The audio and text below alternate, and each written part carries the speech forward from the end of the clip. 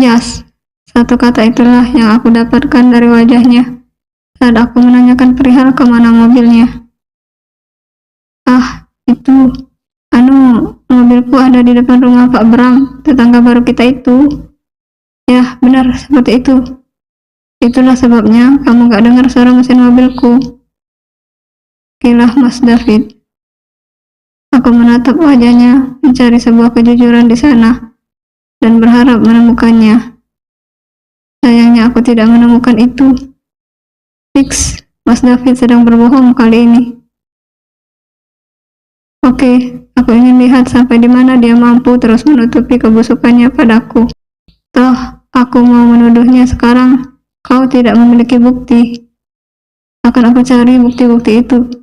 Dan jika benar semua sesuai pradugaku, maka aku akan membuat mereka menyesal karena telah bersekongkol menipuku seperti ini.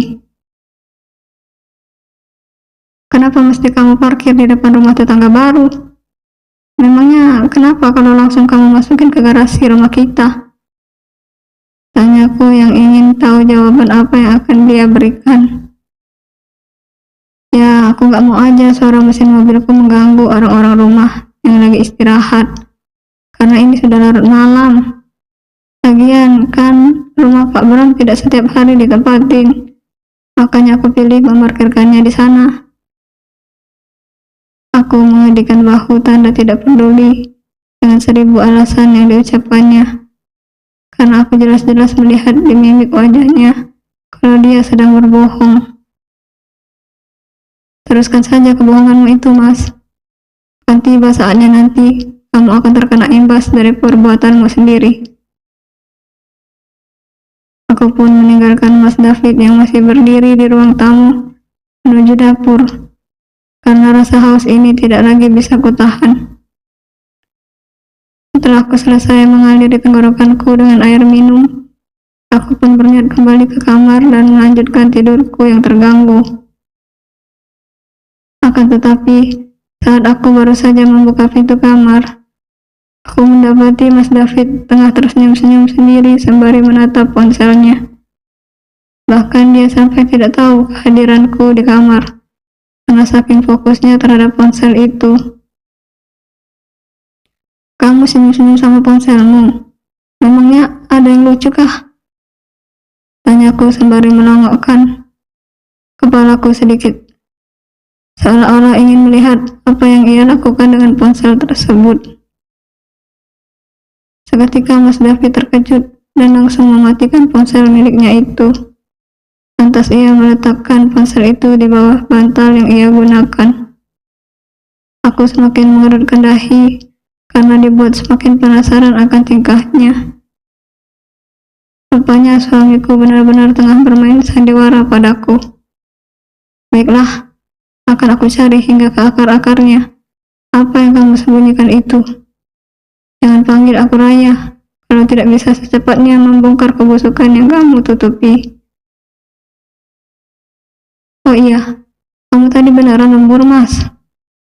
Tanyaku lagi padanya. Kini posisiku sudah duduk di sebelah Mas David, di atas ranjang kami berdua. Kok tanya lagi? Apa masih kurang jelas jawabanku tadi di bawah? Aku benar-benar lembur, sayang. Aku memutar bola mataku jengah mendengar dia memanggilku sayang. Aku memang mencintainya dan menyayanginya. Namun aku tidak bucin padanya.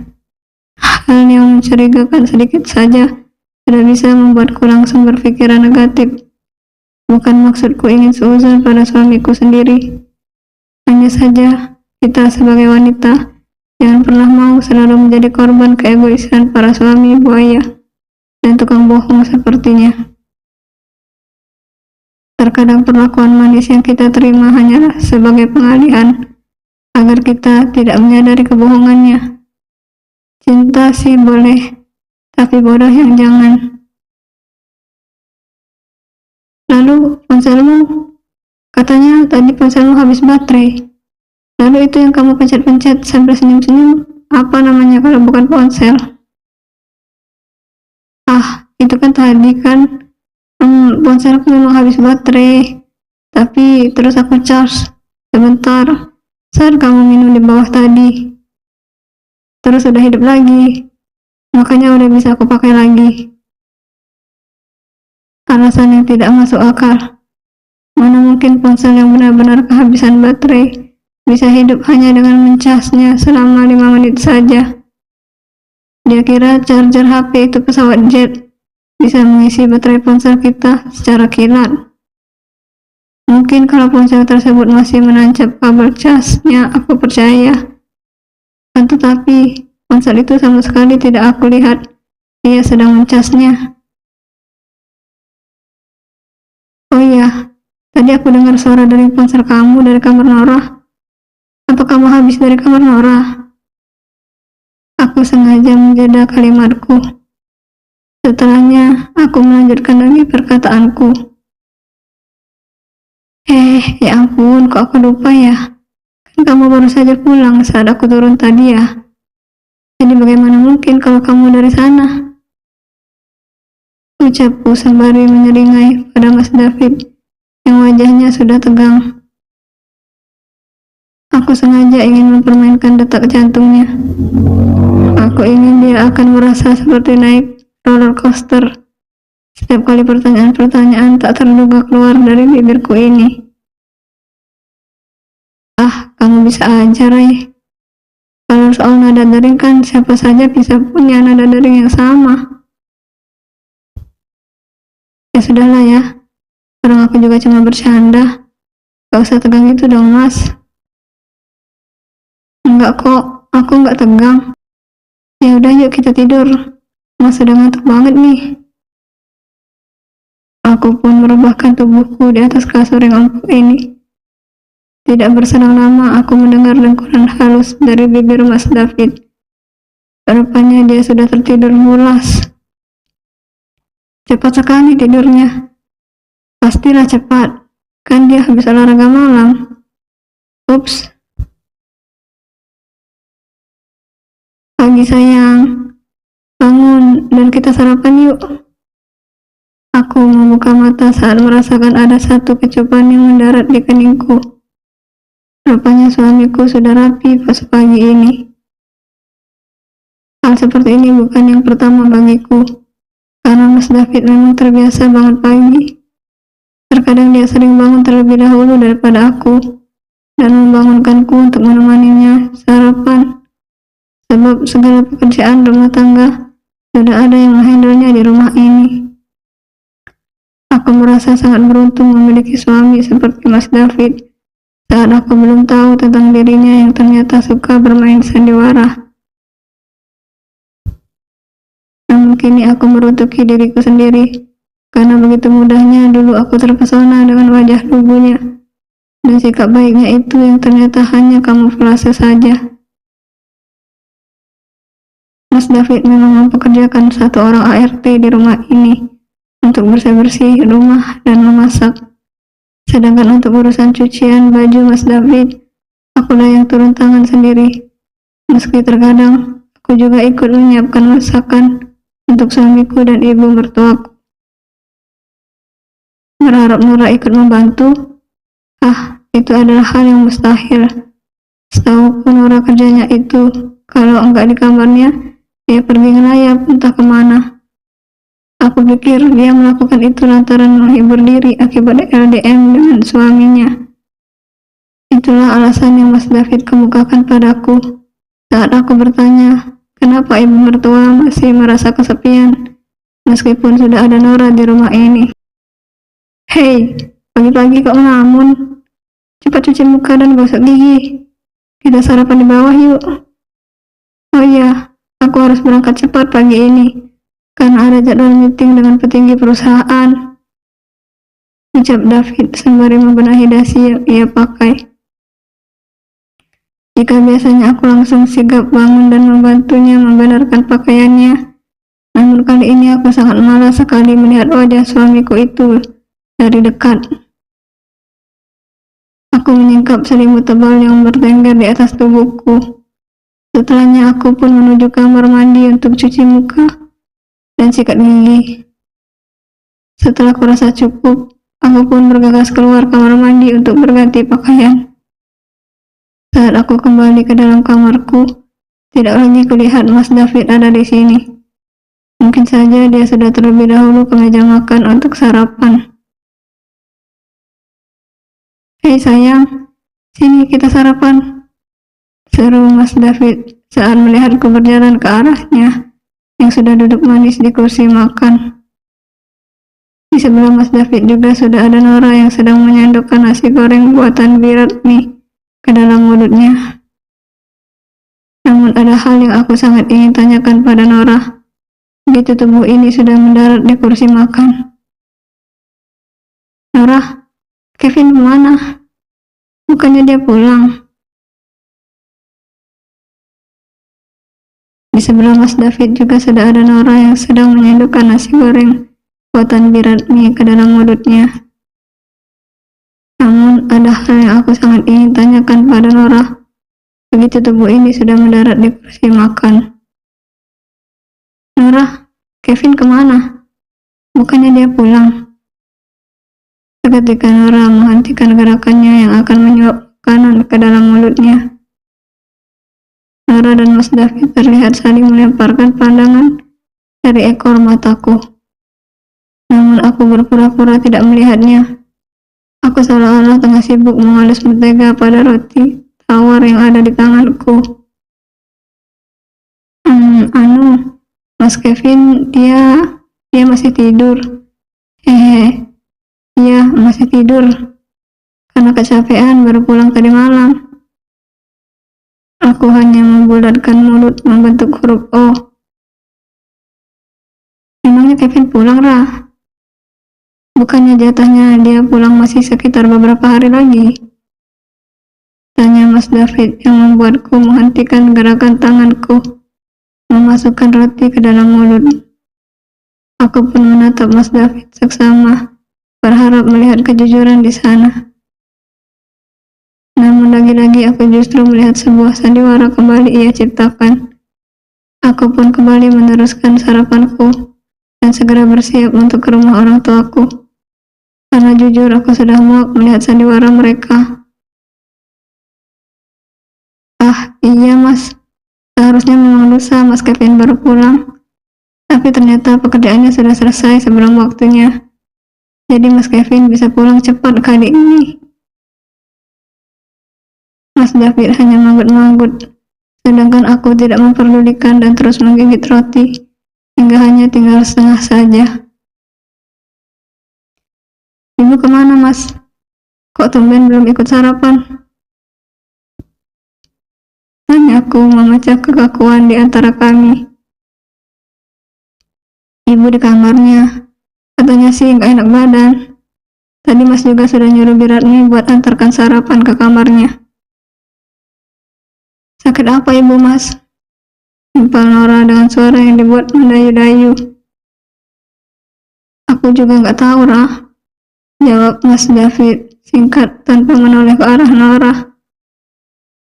Cih, dasar gatal. Pantas saja seperti itu. Dia jablay. Sampai saat ini aku masih penasaran suara siapa yang ada di dalam kamar mandi. Apa benar Kevin sudah pulang? Kalau benar, kenapa tidak bergabung sarapan bersama kami? Tidak biasanya Kevin tidak sarapan seperti ini. Kebiasaannya aku tahu setiap Kevin pulang ke rumah, meskipun masih capek, dia pasti menyempatkan menyapa kami dan makan bareng di meja makan. Akan tetapi, kali ini benar-benar janggal rasanya. Baiklah, nanti aku akan cari tahu penyebabnya. Baru saja aku ingin kembali ke kamar, karena sudah selesai sarapan. Tiba-tiba aku mendapati sosok ibu mertuaku keluar dari kamar dan bergabung bersama kami di meja makan. Loh, Bu, katanya Mas David ibu sakit. Tanyaku sembari mengerutkan dahi. Iya, ibu sedikit gak enak badan. Tadi sih Biratmi sudah antarkan makanan ke kamar, tapi ibu tolak karena ibu masih kuat kalau sekedar untuk makan di sini. Lagian gak enak makan di kamar sendirian. Tetap lebih enak kalau makan rame-rame begini. Aku mengulas senyum manis di depan ibu mertua. Ibu mertuaku yang bernama Arita adalah mertua yang sangat baik menurutku. Sejauh ini aku tinggal di sini sebagai menantu. Tidak pernah sekalipun ibu berkata atau memperlakukanku dengan tidak baik. Dia tidak pernah membeda-bedakan antara aku maupun Nora. Itulah sebabnya aku pun betah tinggal di rumah ini, karena sikapnya yang menyayangiku. Berbeda dengan cerita kebanyakan, jika ibu mertuanya sangat jahat. Ibu mertuaku sudah seperti malaikat karena saking baiknya. Tidak pernah ikut campur dalam urusan rumah tangga anaknya. Akan tetapi, beliau hanya akan memberi saran dan nasihat yang tidak memihak manapun. Seandainya kami sedang ada selisih paham. Sungguh jarang bukan ibu mertua seperti itu. Ngomong-ngomong, kok sepi ya? Biasanya kalian kalau kumpul di meja makan, ada aja obrolan yang menemani. Tanya ibu mertua pada kami. Aku menatap Mas David dan Nora bergantian. Mas David dan Nora yang kutatap seperti salah tingkah, seolah-olah mereka sedang aku kuliti kebusukannya. Mungkin lagi pada sariawan, Bu, makanya pada diam saja. Atau mungkin kalau membuka mulut, maka akan membongkar kebusukannya. Makanya lebih memilih untuk tutup mulut. Ucapku sarkas, sembari melirik keduanya yang terlihat kikuk. Maksud kamu, Rey? Ibu gak ngerti. Memangnya siapa yang sedang menutupi kebusukannya? Tanya ibu padaku dengan kening berlipat. Ah, enggak kok, Bu. Itu ada kucing tetangga yang bawa tikus mati di mulutnya dan diletakkannya di depan pintu rumah ini. Jadi kan tercium aroma busuknya. Jawabku berusaha membelokkan obrolan. Ibu semakin gak paham maksud kamu, Rey. Enggak kok, Bu. Gak usah terlalu dipikirkan. Raya hanya bergurau. Kamu bisa aja, Rey. Ibu kira ada masalah besar di antara kalian. Enggak lah, Bu. Kami baik-baik saja. Kecuali kalau ada salah satu di antara kami, atau salah dua di antara kami yang sedang bermain api. Mungkin bisa kupastikan, maka akan terbakar oleh api yang dibuatnya sendiri.